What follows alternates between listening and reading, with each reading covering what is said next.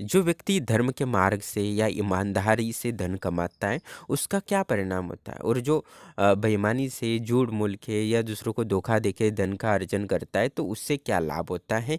ये हमें जानना बहुत ज़रूरी है, क्योंकि हर व्यक्ति धन कमाता ही है, तो उसका परिणाम क्या होता है, ये हम जानना चाहिए।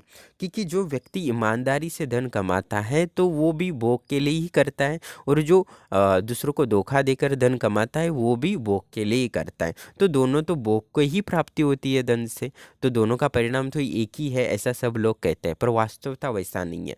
जो ईमानदारी से धन कमाता है और भोग करता है, तो उससे जो भोग करता है, उससे उसको तृप्ति की प्राप्ति होती है, और उसमें एक दिन वैराग्य का भाव उत्पन्न हो जाता है। और जो बेईमानी से, धोखा से धन अर्जित करता है, वो भी भोग ही करता है, तो उसको क्या होता है, उसमें तृप्ति की महसूस नहीं होती है, उसमें आसक्ति निर्माण करती है। उस आसक्ति के कारण और उसको भोग करने की इच्छा होती है, और वैराग्य का उत्पन्न कभी नहीं होता।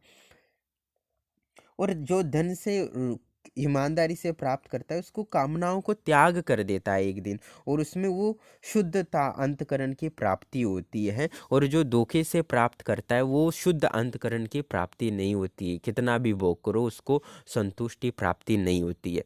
तो इस कारण उसको जो धन हम अर्जित करते हैं, वो अपने बच्चों को ही तो भोग देता है, भोग के लिए, यानी वो तो उसके बच्चे भी आसक्ति की ओर ही चले जाते हैं, उनको भी तृष्णा ही मिलती है, और शांति प्राप्त नहीं होती, जिस कारण उनके बच्चे व्यसनहीनता की ओर चले जाते हैं। उनके आपने देखा होगा, और उनको कभी शांति महसूस नहीं होती, वो मानसिक पीड़ा से दूषित हो जाते हैं, चिड़चिड़ाहट होने लगती है। तब उनको जब वृद्ध काल में उनके बच्चे उनको जो प्रेम देना चाहिए वो दे नहीं पाते, उनकी क्योंकि खुद की मानसिक स्थिति को शांति नहीं है, तो जहाँ शांति नहीं है, तो वह प्रेम कैसे प्राप्त हो सकता है? इसीलिए जो शुद्ध मार्ग से धन की प्राप्ति करते हैं, उनको शुद्ध अंतःकरण की प्राप्ति होती है, और वही अंतःकरण उनके बच्चों को भी प्राप्ति होती है, क्योंकि भोग तो आपके बच्चों के लिए ही, अपने परिवार को लिए ही तो धन अर्जित करता है हर व्यक्ति। तो इस वजह से उनका व्यवहार अच्छा होने लगता है, तो उसका उलट परिणाम नहीं होता। तब अशुद्ध मार्ग से धन अर्जित करते हो, तो उसको शुद्ध अंतःकरण की कभी प्राप्ति नहीं होगी आपके परिवार को, आपके घर में हमेशा क्लेश बना रहेगा, आपको दुःख महसूस होगा, और जब शांति नहीं है, तो वह दुखी महसूस होगा, और उसके पश्चात, मृत्यु के पश्चात भी उसका परिणाम भुगतना पड़ सकता है, और आप जब बूढ़े हो जाएंगे, उस धन का विपरीत परिणाम आपको ही भुगतना पड़ेगा। तो आपको परिवार को शुद्ध अंतःकरण रखना चाहते हो, तो आपको शुद्ध मार्ग से ही धन अर्जित करना चाहिए, और हर व्यक्ति के भाग्य में थोड़ा बहुत धन होता ही है, तो अशुद्ध मार्ग से प्रयास करने की ज़रूरत नहीं है। आप विशेष साधना वगैरह करते हो, तो आपके धन के मार्ग खुल जाते हैं। तो इसलिए आप अशुद्ध धन का मार्ग है, दूसरों को धोखा देने का, वो मार्ग आप तुरंत छोड़ना आपके लिए ज़रूरी है, क्योंकि अगला जन्म भी होता है, उस जन्म में आपको क्लेश ही क्लेश प्राप्त होगा।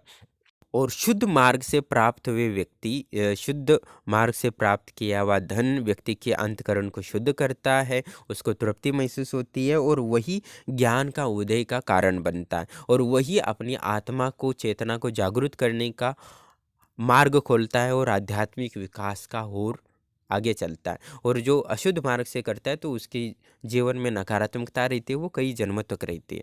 तो शुद्ध मार्ग से धन, थोड़ा भी शुद्ध मार्ग से धन कमाया होता है, वो संतुष्टिदायक होता है, और उसमें बरकत होता है। तो इसका अवश्य नियम का पालन करें, जिससे आपका अंतःकरण शुद्ध हो, आपकी आत्मा शुद्ध हो। नहीं तो आत्मा को मलिन करेंगे, तो जीवन मलिन रहेगा अनेकों जन्मों तक। धन्यवाद।